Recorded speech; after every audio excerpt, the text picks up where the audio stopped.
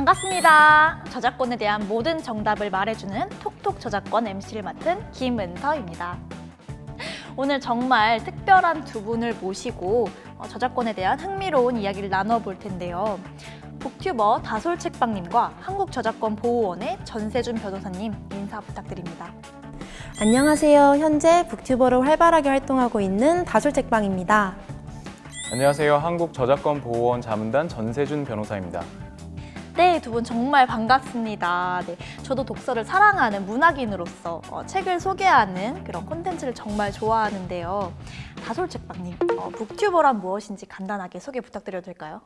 네, 북튜버란 북과 유튜버의 합성어인데요. 책을 소개하거나 책과 관련된 콘텐츠를 제작하는 유튜버를 말해요. 저도 책 읽는 것을 좋아하고 사람들에게 다양한 책을 소개해주는 것이 좋아서 벌써 3년 가까이 다솔책방 채널을 운영하고 있습니다. 요즘처럼 이렇게 책을 읽을 시간이 부족한 현대인들에게 굉장히 인기가 많겠어요. 그렇다면 다솔님은 어떤 고민이 있어서 이 톡톡 저작권에 오셨나요? 아무래도 책을 소개하는 콘텐츠를 진행하다 보니 구독자의 흥미를 돋구고 이해를 돕기 위해 책의 내용을 조금이라도 노출해야 되는데요. 이렇게 책의 내용을 노출하면 저작권 침해라고 하던데 이 정확한 범위가 궁금해서요. 구독자 1000명을 가진 북튜버로서 누구보다도 저작권을 잘 지키고 싶습니다. 네, 그런 고민이 있으셨군요. 책을 소개하는 북튜브 콘텐츠는 독서 문화를 장려할 수 있기 때문에 정말 좋은 문화라고 생각해요. 하지만 다솔책방님이 말씀하신 것처럼 자칫하면 저작권 침해 문제에 휘말릴 수 있기 때문에 좀 주의해야 하죠. 네, 전세준 변호사님과 함께 저작권 침해 없는 올바른 북튜브 채널을 만들 수 있도록 톡톡 저작권이 도와드리겠습니다. 와! 자, 그럼 본격적으로 북튜브와 관련된 저작권 이야기를 해볼까요? 변호사님, 북튜브 콘텐츠와 관련된 저작권 심의 사례들이 실제로 있었나요?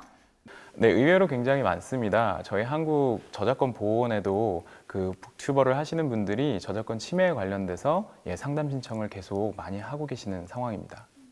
저도 북튜브를 시작하기 전에 한국저작권보호원에 문의를 한 적이 있어요. 책의 내용을 직접 읽어줘도 되는지 걱정됐거든요. 책의 내용을 직접적으로 읽으면 저작권 침해라던데 이게 정말 사실인가요? 네, 그 다솔책방님께서 지금 질문해 주신 것처럼 책은 글로 되어 있잖아요. 그것을 읽는 음성으로 이렇게 변화를 시키게 되면 그걸 변화할 수 있도록 원래 저작자인 그 원 저작자, 책을 지으신 분한테 허락을 받고 변환을 시켜야 되거든요. 그렇기 때문에 책을 읽어주는 어떤 방송이라든지 유튜브를 하시게 되면 저작권 침해가 될 가능성이 매우 높습니다. 잠깐, 요즘 유행하는 ASMR 콘텐츠 다들 아시죠? 그렇다면 ASMR로 책의 내용을 소근소근 읽어주는 것도 명백한 저작권 침해에 해당될까요? 네, 그렇습니다. 사실 책을 읽어주는 게 가장 쉽죠. 그러니까 목소리가 좋으시거나 책을 읽는 재능이 있으신 분들은 그냥 소곤소곤 ASMR 버전으로 읽으시면 들으시는 분도 굉장히 좋고, 그래서 만들기가 상당히 용이해요. 그렇지만 그걸 만들려면 원래 그 책을 지으신 분한테 허락을 받고 만들어야지, 그렇지 않고 그냥 읽어준다는 이유만으로 내가 읽어주기만 했는데 무슨 침해야 라고 하시면 안 되고요. 침해가 맞습니다. 저도 혹시 저작권에 문제가 생길까 봐 책의 내용을 직접적으로 노출하지는 않고 저의 생각이나 후기를 첨가해서 콘텐츠를 제작하는데요. 근데 책 내용 전체를 읽어주는 것이 아니라 책 일부만 읽어주더라도 저작권 침해가 될까요? 네, 짧은 문장을 읽는다고 하더라도 그 짧은 문장에 저작물성이 인정이 된다면 저작권 침해라는 지방법원 판례도 있고요. 그래서 당연히 동의를 받아야 됩니다. 그렇지만 동의를 받지 않고 사용할 수 있는 경우도 있어요. 그러면 어느 경우에 동의를 받지 않아도 될까요? 비영리 목적으로 사용할 때 아닌가요? 저는 그렇게 알고 있어서요. 네, 항상 그 비영리 목적으로 사용하면 괜찮을 거다라고 많이들 생각을 하시는데 그건 어떤 요건 중에 하나일 수는 있는데 비영리라는 것만으로 다 책임이 면제되거나 하진 않아요. 법에서는 시각장애인용 어떤 도서를 만들거나 점자책, 음성 전환 이런 것들은 법에서 괜찮다, 면책을 해주겠다라고 되어 있고요. 그 다음에 이제 저작물의 공정 이용이라는 조항이 있어요. 그러니까 통상적인 방법으로 사용을 하고 저작권자의 어떤 정당한 이익을 침해하지 않는 그런 범위 내에서 사용한다면 동의 없이도 사용할 수 있는 예외적인 규정이 있기는 합니다. 그럼 저의 책 리뷰 콘텐츠로 인해 저작자의 이익을 해친다면 이는 공정이용이 아니라고 할 수 있겠네요. 이해하기 쉽게 예를 하나 들어볼까요? 흥미진진한 미스터리 스릴러 영화가 개봉했는데 영화의 줄거리와 중요 대사, 영화 속 범인을 누가 다솔책방님께 말해버린다면 어떨 것 같으세요? 정말 짜증나죠. 저도 친구한테 영화 스포일러를 당한 적이 있는데요. 책의 중요한 내용을 미리 알아버리니 더 이상 그 돈을 주고 영화를 보기 싫어지더라고요. 네, 책도 영화와 동일하게 그런 결정적인 내용이나 문장 이런 것들이 뭐 보통 우리가 스포일러라고 하는데 드러나게 되면 사실 그 책을 사보지 않게 되겠죠. 그래서 결국은 그 책의 판매량이 하락될 거고 그렇다면 이제 저작권자의 정당한 이익을 침해한다 이렇게 판단될 수가 있어요. 제가 아까 다솔책방님 채널을 좀 구경해 봤는데요. 정말로 책의 내용을 직접 읽지 않고 본인의 후기나 생각을 주로 말씀하시더라고요. 저작권을 지키는 착한 북튜버, 네, 칭찬합니다. 아, 감사합니다. 정말 뿌듯하네요. 앞으로도 책을 직접 노출하지 않고 잘 리뷰를 해봐야겠네요. 그런데요, 만약 반대의 경우로 제 책 리뷰 콘텐츠로 인해 책이 홍보가 되어 책이 잘 팔린다면 그것도 저작권 침해가 될까요? 네, 실제로 일부 저작권자들은 그런 유튜버분들이 홍보를 해주게 되면 자신들한테도 이득이 되기 때문에 특별히 문제를 삼지 않는 경우가 많아요. 그렇지만 그 이득이 된다고 해서 저작권 침해가 아닌 것으로 되거나 하지는 않거든요. 다만 물론 나중에 뭐 손해배상을 청구하거나 할 때 그런 부분에 대해서 뭔가 참작할 사유는 될 수 있지만 저작권 침해 여부를 결정하는 사유는 되지 못합니다.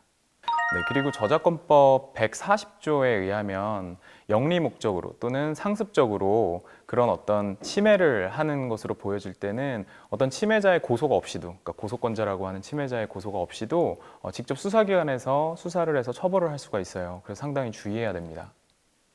아, 그럼 맨 처음부터 저작자에게 이용 범위를 물어보고 사용하는 것이 안전하겠네요. 네, 맞습니다. 그런데 제가 이번에 제작하려는 콘텐츠가 셰익스피어의 고전 소설과 희곡인데요. 셰익스피어는 이미 사망한 상태인데 누구에게 저작권 허락을 받아야 되나요? 해당 작품의 출판사한테까지 연락해봐야 되나요? 네, 그런 궁금증을 많이 갖고 계실 텐데요. 원래 저작 재산권은 저작권자가 죽은 뒤 사망 후부터 70년까지 인정이 돼요. 그러니까 그 안에 사용을 하게 된다면 당연히 동의를 받으셔야 되고 그 이후라면 상관이 없겠죠. 근데 셰익스피어 같은 경우에는 이미 돌아가신 지가 70년이 넘었기 때문에 뭐 로미오와 줄리엣이든 뭐 햄릿이든 그런 어떤 대작들을 사용을 하실 때는 특별히 동의를 받으실 필요는 없습니다. 아, 그래서 오래된 클래식 명곡 같은 음악도 저작권이 소멸됐기 때문에 자유롭게 쓸 수 있는 거군요. 셰익스피어의 고전소설도 이제는 저작권이 소멸되었다니 알면 알수록 신기하고 흥미로운 저작권 정보네요.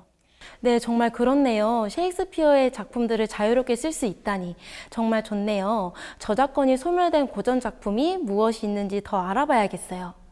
잠깐 그런데 다솔 책방님이 만약에 사용하려는 부분이 번역 저작물에 해당한다면 또 얘기가 달라져요. 번역 저작물은 2차적 저작물에 해당하기 때문에 그러한데요. 그렇다면 이런 경우에는 누구한테 동의를 받아야 될까요?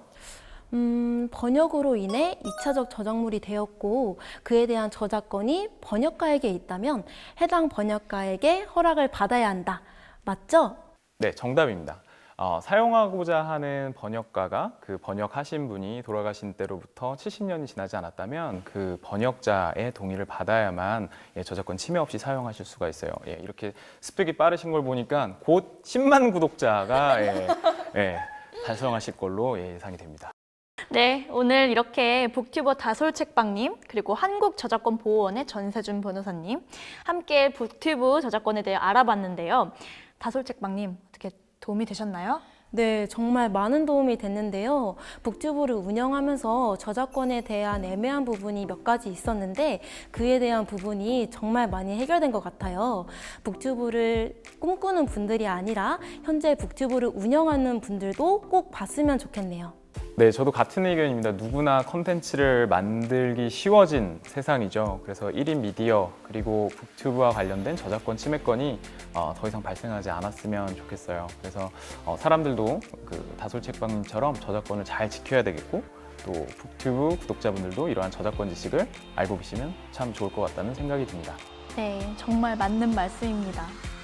원 저작자의 저작권을 잘 지켜야 나의 저작권을 지킬 수 있다는 점을 항상 명심하며 톡톡 저작권은 다음 시간에도 더욱 유익한 정보로 찾아오겠습니다. 저작권 정보가 뚝뚝 터진다. 톡톡 저작권 다음에 만나요.